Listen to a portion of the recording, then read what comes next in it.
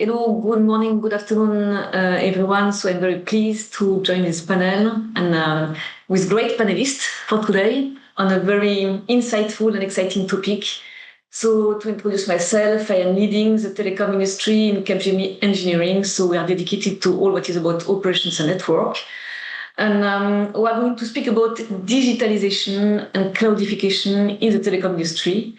And how it is important in the transformation of the industry, shaping the future of the telecommunication industry, looking at new way of managing operations, enhancing customer experience, and even enabling new business models. And it is super important due to highly competitive and a rapid evolving market.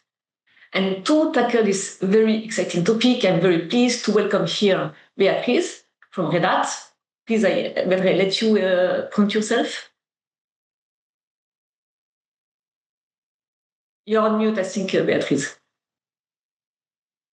Yeah, I was saying that, as you say, my name is Beatriz Ortega. I'm business developer in EMEA, specifically for the telco vertical, and I'm trying to develop just a new solution or just be part of the new solution that the telco has, like a challenge in front of them. Okay. Specifically with cloudification. Thank you, Beatriz. We have as well Mohamed from Orange Business. Yes, so thank you for having me. I'm Mohamed Talaye, Chief Technology Officer of Orange Business. And Orange Business is the enterprise division of Orange, helping companies across the world to transform digitally with secure infrastructure. Thank you, Mohamed. And Aamer from Ejaz, from Ejaz. Thank you. I'm president of digital platforms at Ejaz. Ejaz is the largest telecom company in Pakistan, and we are part of Beyond Group. And I am currently looking after digital platforms, but I have also extensively worked on the network side of the telecom for 20 years. Thank you, Aamer. Thank you. So we are speaking about cloudification and digitalization, and so how together is going to shape the future of the telecommunication. So first, could be very interesting to understand from your perspective, maybe Mohamed, what is for you cloudification in telecom industry? I think in general, cloudification is actually using a cloud native principles like, for example, modularity, automation, containerization, scalability. And for cloud, I will add definitely observability from day zero when we are actually designing anything across both IT and network. And for us in the telecom industry in general, that will help us to digitalize the telecom industry. It will help us actually to have better operation model. So in general, here it's not only about architecting what we are doing today, but it's actually, I really believe that it's a full operational shift where actually we need to start to think different. We need to start to think platforming. We need to start to consider how to do deployment flexibility. In Orange Business, especially, for us, it's not about migrating our workload to hyperscalers or to cloud platform, but actually it's for us rethinking how we build and operate our services. So how we can automate our services, how we can make it more modular, even containerized for the IT stack, how we introduce fully programmable infrastructure and programmable network, which allow our internal team and our customers to be able to move at what we call it a digital speed, like faster time to market, definitely also how to be able to provision our customers faster. So cloudification for us is the foundation of everything we do, especially around the AI, touch-free operation, the next generation network. Thank you. Thank you, Mohamed. And maybe, Beatriz, because we discussed a bit about it previous to this panel, it would be very interesting to get your view as well on how you see the articulation of the relationship between digitalization and cloudification from your perspective, and maybe what you see in Red Hat. Really, we can understand that really digitalization and just cloudification are in a very symbiotic dance. Okay, so if it's true that the digitalization is looking for the why or the what, okay, customer experience, transformation, operational efficiency, as Mohamed was mentioning before, new revenue streams, data-driven decision, agile development.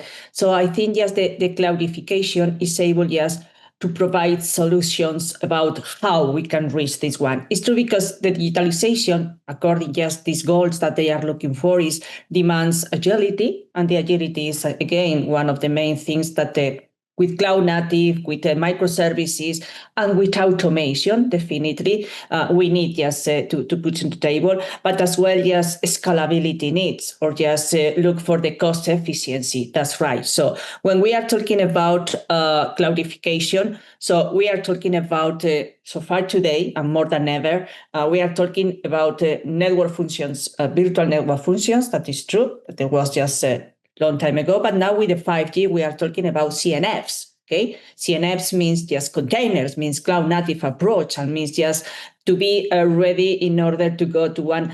Not only in the network, okay, for the IT, we have the same BSS and OSS should be just migrated. I saw that Mohamed didn't say that, but so we wanted just to have one scalable, secure, flexible, and just multi-cloud approach. We need that kind of modernization to cloud native, okay, and even more in edge, okay. When we are talking in the edge, we need just to be able to manage the workloads at the edge, but sometimes they are not isolated. They need connected with the center or with the hyperscales. So the hybrid cloud is again another capability or function that the cloudification is putting on the table. So I mean, just in summary, the requirements that are coming with the digitalization, majority can be be managed by the cloudification. So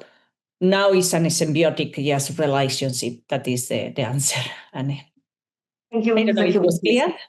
Yeah, for me it was super clear. So hope it was for everybody. But indeed, I think we can see really this connection between the two, and I think it's a key enabler at the end of the day. And cloudification, without cloudification, difficult to build AI on top of it, Gen AI on top of it, automation, all this agility you speak about, this end-to-end, as you speak about as well, Mohamed, before. So of course, all of that is connected to cloud, and maybe it's a key cornerstone for the fundamental, the foundation of building the digitalization and accelerating the digitalization of the telecom industry. So I think it was your message, and I think we can really strongly understand it.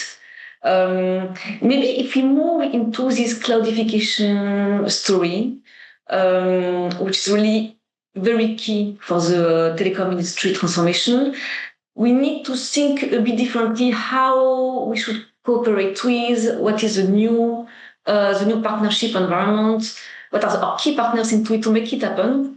And Aamer, we had as well this discussion about partnership. It is key. How do you cooperate with partners? What are your key, and how do you choose your partners to make it as much efficient as possible? I think it's a great question, and let me divide it into two components. When we talk about as telco, we are not really developer of technologies. We usually, aggregate different technologies and we create solutions for our customers. So on the telco side, if I talk about, on core networks and IT infrastructure, the cloudification of that is progressing well. But if we talk about radio access networks, the cloudification is very slow. OpenRAN is coming, but it is taking its own time. And maybe with 5G, there would be some developments happening on this front. But otherwise, core and IT is doing well on the telco side. And here, whatever partners we have, and I don't want to name anybody, but I think most of them are using, this kind of virtualization from open source, like Red Hat kind of solutions. Now, that is the new darling. It used to be VMware, but then, VMware post their Broadcom acquisition, the scenarios have changed. This is on the telco side, our partnerships through our suppliers with the open source providers. On the digital side, because most of the telecom operators now have their own technologies, their own digital apps, which are becoming quite big. And we in Ejaz, we have many apps which have millions of customers, literally like 15, 20 million customers per app. So on this front, we are using a hybrid cloud approach. We not only use our private cloud for them for certain sensitive pieces, but we also use public cloud. And when we talk about public cloud, we have our own cloud offerings that we also use. But then for example, we all know the famous story of Netflix when they went to show the live sports, then the system kind of wasn't working. It froze for some time and there were hiccups. So same challenges we face when the cricket happens in Pakistan and Tamasha, which is our largest app, the load increases too much. It goes like beyond the roof. And we have to use not just one hyperscaler, but at least two hyperscalers. So in that case, we keep some traffic on-prem and a lot of traffic we move there. But this cloudification gives us, it's an amazing solution. When we need capacity, we get it. When we don't need it, we don't get it. And we can scale it literally to an infinite level. So this is a beautiful solution, enabling us to do things that we would not have done without cloud. Thank you, Aamer. Anyone want to react on the partnership topic, cooperation?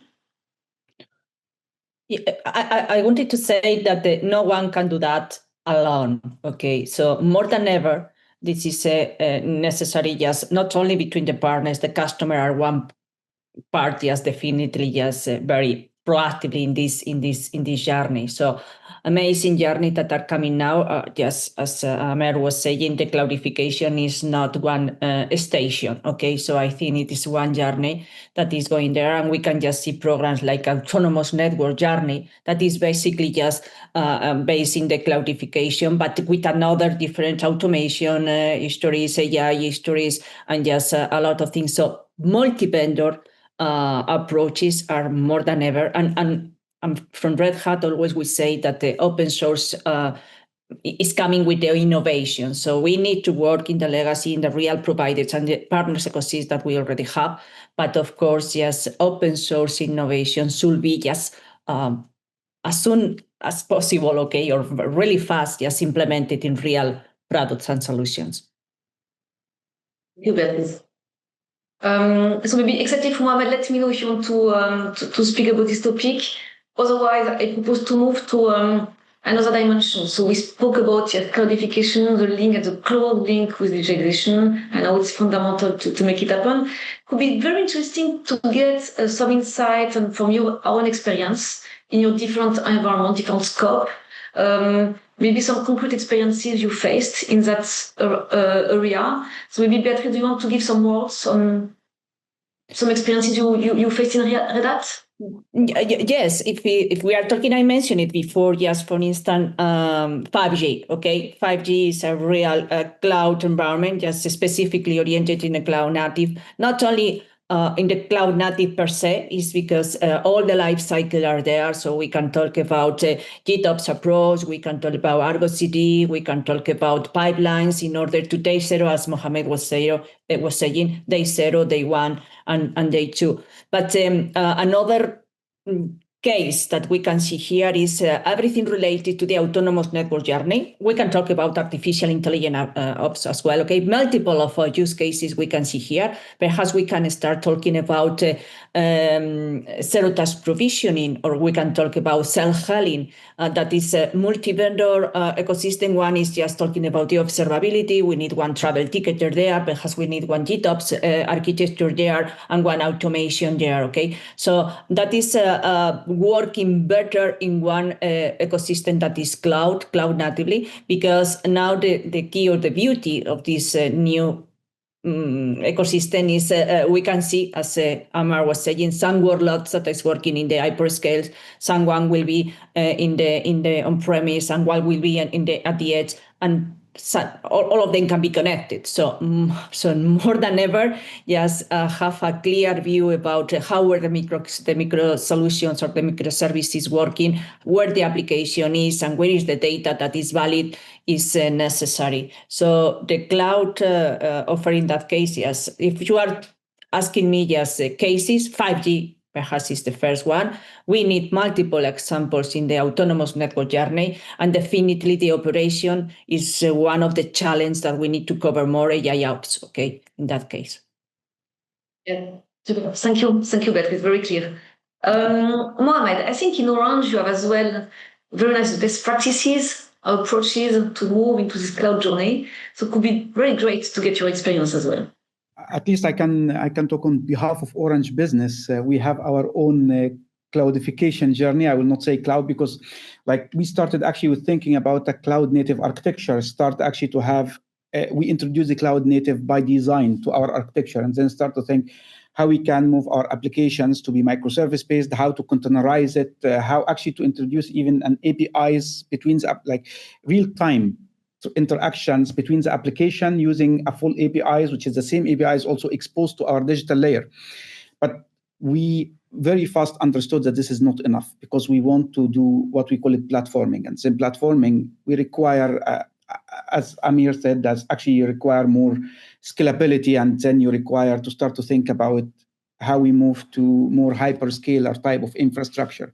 So we decided to go for a hybrid approach when it comes to the infrastructure. So you have public and private.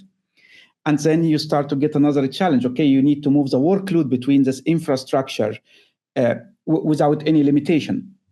Then, okay, let's have it fully as an infrastructure as a code. Then we use Silva as our kind of open source cloud native platform, where we start to introduce Silva and then Kubernetes, and we containerized our applications. We are able easily to move the workload between the private and public. Also, when you are really thinking about platforming, that's also not enough because then you need to think about how we can make our network, actually how to start to introduce network as a code. And by doing this, that helped us to get into what we call it GitOps, because you start to have infrastructure as a code, network as a code, thinking from day zero, actually, during the design. And that helped us with this code, it start to introduce a pipelines. And when you have observability, closed loop, automation that actually allow us to be able to introduce or move direct to a self-healing use cases, right? So we are not fully there yet. It's very important to mention that it's work in progress. So we are actually working in all the layers. So now we are moving towards the infrastructure as a code. We are digitalizing and working with our application or IT stack. And also at the same time, we are introducing our network, moving to CNFs and so on. So that's actually what we are doing in Orange Business. Thank you, Mohamed. So very interesting to understand that you need to be first cloud native by design. Then you have this Silva layer to facilitate the migration of workloads from public to private and from a seamless perspective.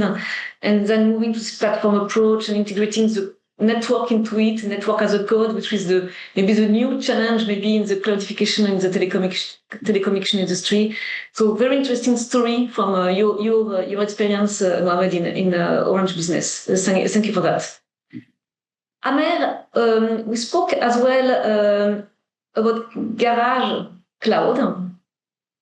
Would be very interesting to know what it is about. Can you give us some explanation about it? Yes. So basically, when we started our cloud journey, we realized that none of the hyperscalers have local data centers. And this is causing us two problems. One, obviously, the regulations, and we'll probably talk about it a bit later, where the data sovereignty and all these kind of things are coming up, but also the latency and other issues if the data centers are not near to where you are operating.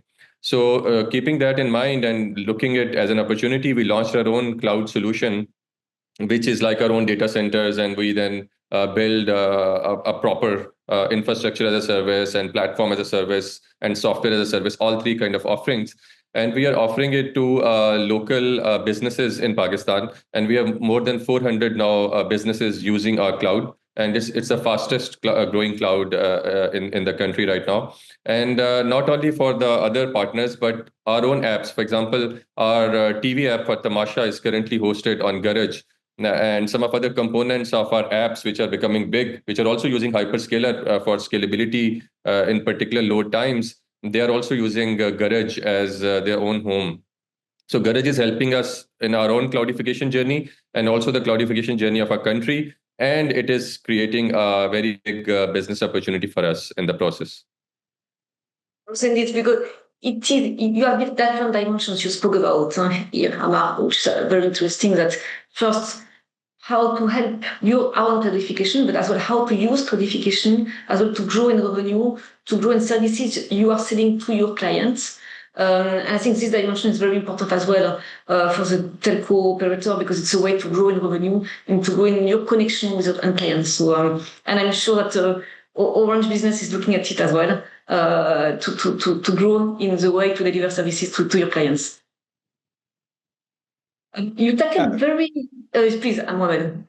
No, that's fine. I just wanted to comment on Orange Business because cloudification is not only more like it helped us actually also to reduce, for example, the time to provision from days to minutes. So I think we can talk a little bit more about it later because it really helped Orange Business in different approaches. First of all, one of them, we were able to provision new customers without actually introducing more physical infrastructure, especially in our cloud connectivity offer. So it introduced flexibility. We were able actually to be able to scale with the current network and current infrastructure without actually introducing any physical hardware. So it is helping Orange Business, yes. Yes. And I suppose it's a way as well for you to differentiate on the market.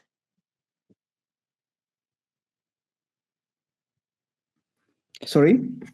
I think it's a way as well for you to differentiate on the market.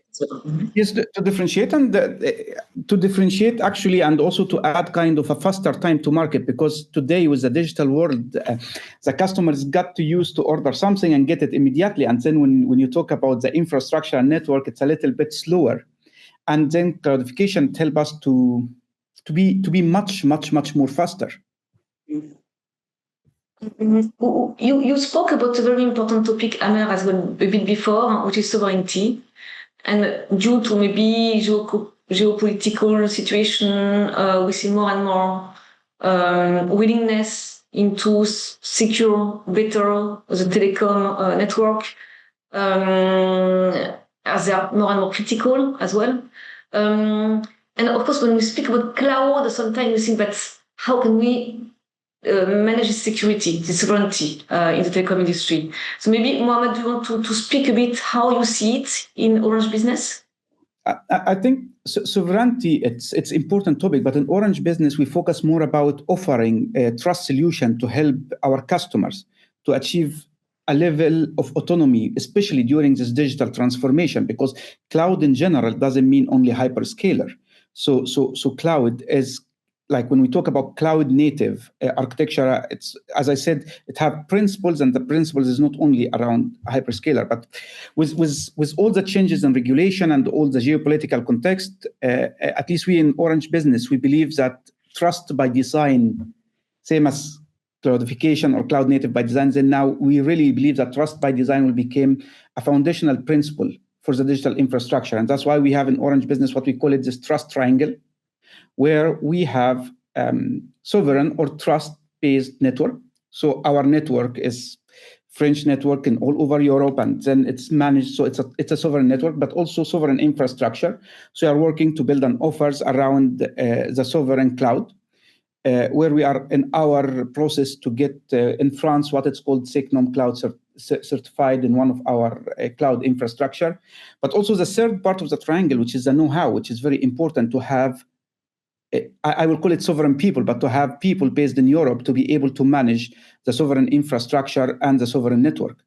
And that's helped us in Orange Business to start to think how we can actually deliver trusted offers to our customers. But do you want to speak on this sovereignty topic? Do you see as well some challenge or questions from your clients on this sovereignty security topic around cloudification? Are you talking to me? Yes. Yes. Yes. One thing that we didn't mention is AI. AI is a very hot trending topic, and the natural environment for AI is container microservices. So again, we need just to propose one cloudification for the application for the environment in order to connect the AI innovation, not only with the application that we have in containers, but yes, with the virtualization application, virtualized application that we have perhaps in the same ecosystem. So everything should be related if we want to just to have one AI-driven network. That really is the hot topic that we have at this moment here, okay? The agentics AI, so how we can introduce smarter systems in order to do that kind of evolution that Mohamed was mentioning, that is not only cloud, but I wanted to say that cloudification is one enabler in order to host the new technologies that are coming. That is one point that our customers are requesting. Okay, so how the framework, because now everyone is talking about a mass rounds planned of multiple use cases, AI use cases, but how we can governance that, how we can just make that. So in that case, I think the ecosystem, the cloudification ecosystem is necessary with all the scalability that Aamer was mentioning, with the security, with the flexibility, and with the hybrid approach that we were mentioning during this thing. That is one point. Actually, thank you, Beatriz, for bringing this. I have a small comment there.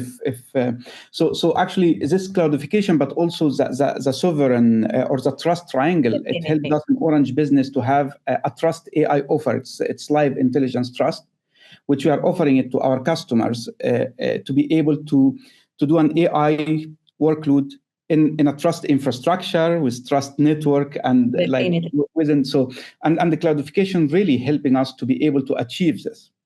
Yeah, I think the sovereignty that you were talking about, the cloud, that is a new trend that is having, specifically in Europe, okay? And I think it's more related to having the control, the ownership, okay, of what is happening and how we can manage. So it's true that we can consider that the hyperscales are fantastic, amazing in order to provide the scalability, but sometimes the control is not. Or we have not the ownership controlling all the terms. So that is the kind of things that we are trying to have here in Europe with these sovereign in clouds. Yes. So we spoke about a lot of components to make it happen, but we saw, the cloud journey in telecom industry started years ago, a dozen of years ago, maybe. We spoke about IT, digital, moving to network now. So from your experience, what are the main challenges we are facing today to make this journey happen? It's ongoing. What are the next obstacles we need to overcome to accelerate and to move on in this cloud journey? To who? Anyone. Aamer, I think you want to say something. Okay, so maybe I can take this. I think cloudification journey has been slow. You are absolutely right. And if we talk about telecom, let's say in particular, because this is more or less a telecom forum, telecom infrastructure has to be, so far at least, the general understanding is that it has to be on a private cloud, because a lot of it is sensitive. Although one or two telcos have started experimenting on hyperscalers, but a lot of it has to be private cloud. Now, when it has to be private cloud, then currently the private cloud suppliers, dominant suppliers, are different from public cloud or hyperscalers. So when we talk about private cloud suppliers, it used to be VMware and now it's Red Hat and all. Now these people have to work with the telecom suppliers, the traditional telecom suppliers, and all of this stack has to go to cloud native. Now the process has started, for example, as I mentioned earlier also, that on the core network side in particular, and some of the IT components also, they are very much advanced on the cloudification journey, both in terms of the software stack shift and going into the private clouds. But obviously, radio networks have their own problems because radio waves, it's not really easily possible to move them to semiconductors, and it's a different challenge. So radios and the base stations, BBUs of the radios are separate. But I think 5G is trying to solve it with Open RAN. So telecom, as I said, historically has to go slow in the form of a private cloud. Mm-hmm. But when we talk about public cloud, a lot of applications, they are monolithic. So, and from monolithic going to microservices, and to take the real advantage, containerization, all of this journey is, the problem is more on the legacy software side, where the software has been written and it's working well, and there's a cost to move the software from the legacy stack to the new stack. And similarly, a lot of people have their investments in their hardware, and they're waiting for the hardware life cycle to expire. Because if they start moving to cloud, then what will happen to the investments that have been made to the existing hardware? So a lot of it is financial, as well as related to the software applications, rewriting them. And honestly, one last comment from my side is that when you move to microservices, it looks very easy, but there's a lot of burden that increases with it. Maintaining all of that is very complex than maintaining, for example, a simple monolithic app. So there are pros and cons, but obviously cloud is the dominant thing to do. And I think the migration is happening as we see. But yes, it's a journey. It takes its own time. As you say, we need to learn as well in this new environment, new cloud environment. We need to learn because we need to tackle other difficulties or other complexities, and of course to grow with that. And maybe there is a topic of skilling as well, of trainings that we need to have, because sometimes we have very strong expertise in telecom, but maybe not so much in cloud, and we need to combine this expertise together, and maybe that is part of the journey as well, I suppose. And I'm sure that you faced it in Orange Business or in Ejaz. I'm sure that it is something you had to face and to manage to move in the journey.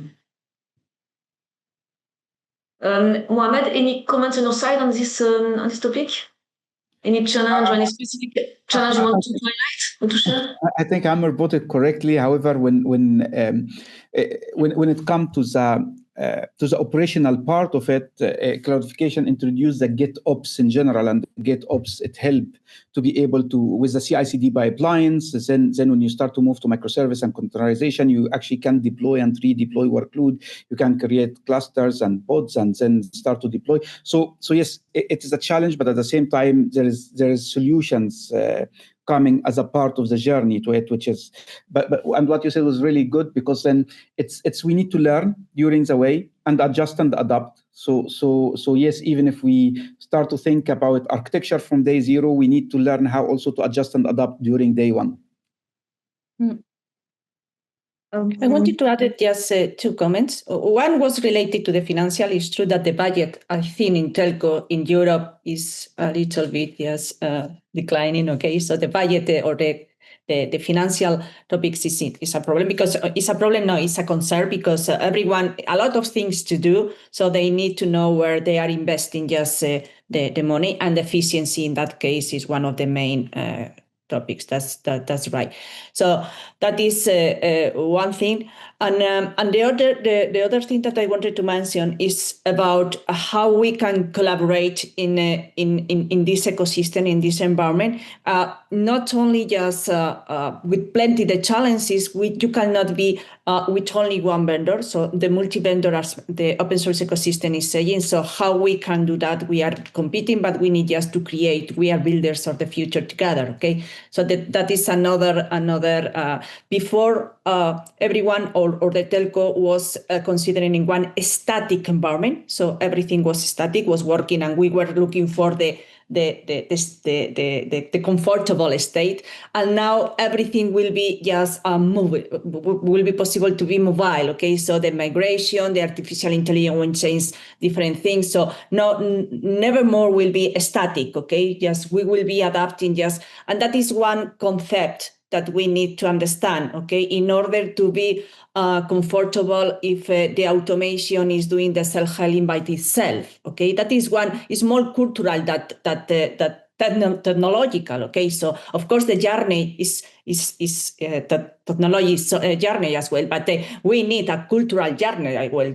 The solution will not be able just to do the things that technically is possible to do if the human or the stakeholder doesn't decide just to go ahead. So the maturity in order to believe in infrastructure as a service, or just in CI/CD, or in zero-touch provisioning, or in self-training, self-healing, self-everything, depends of the people. And this is one challenge, cultural challenge, that we need just to have in consideration as well.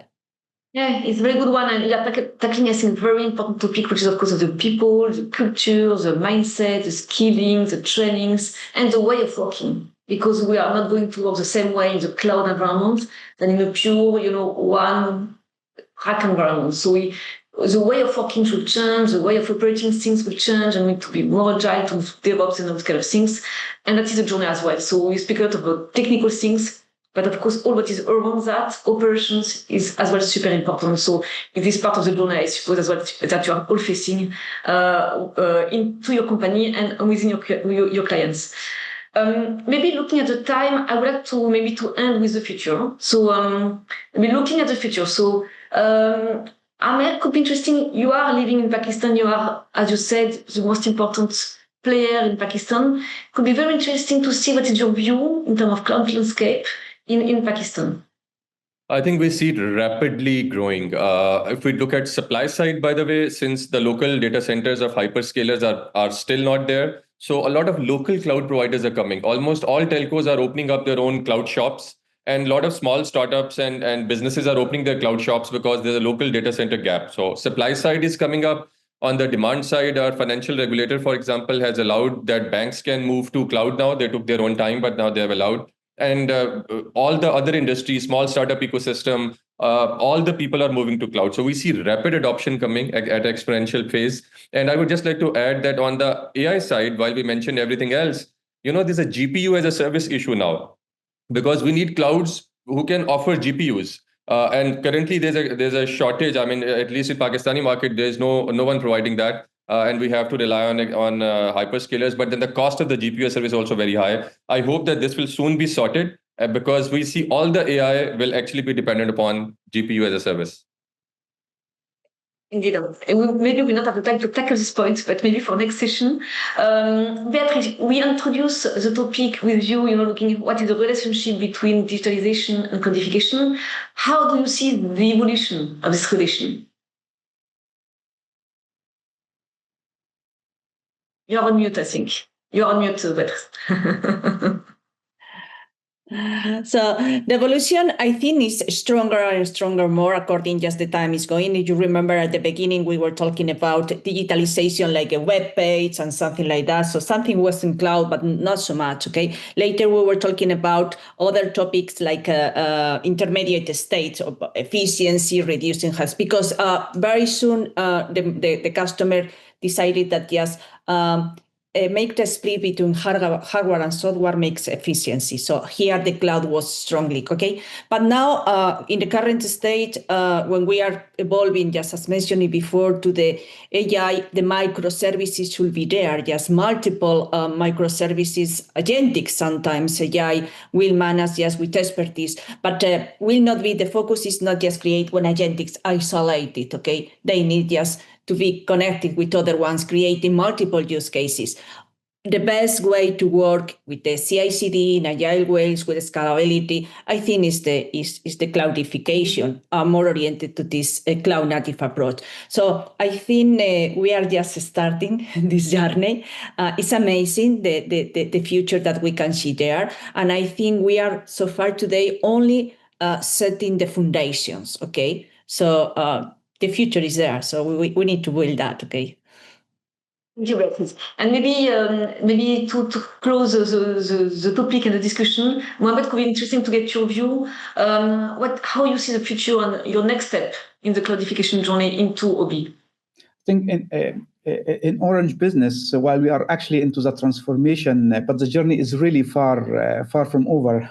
As Beatriz just said, we are just at the beginning of a journey, which I think it will be long, because what we are doing while we selected the hybrid cloud approach between private and public cloud, going for the full infrastructure as a code and start to introduce CNFs to the network, we need also to start about how we introduce observability stack, where we are actually able to help us with, because that also will be enabler, right? With observability and infrastructure as a code, closed loop automation, it will help us to get self-healing. And I can't talk actually about this for some time, but to go to, like, the journey is long, but our goal here really is to be able to have touch-free operation. But not only a network touch-free operation, a network, but also in the IT stack, in the infrastructure, in all the layers of the stack, because that will help us to be able to have a faster time to market, to be able to provision our customers faster, but also really what we are aiming, how we can know or how we can solve our customer challenges before the customer know about the challenge. And that's where cloudification will help us. Thank you to put the client at the heart of the discussion. I think that's the conclusion of the discussion, Mohamed. I think it's a very important one. I think we are at the end of the session. It was very insightful, very passionate. I love it. I think we need to further discuss about this very I think so. Thank you so much. Thank you to all of you. I think you need to do a return journey for review, because I think that was really, really, really interesting. And next time, remind me to make it longer. Anne-Flore, Aamer, Beatriz, and I never pronounce your name quite right, but I do try. And Mohamed, thank you very much for your time and insights. They were terrific.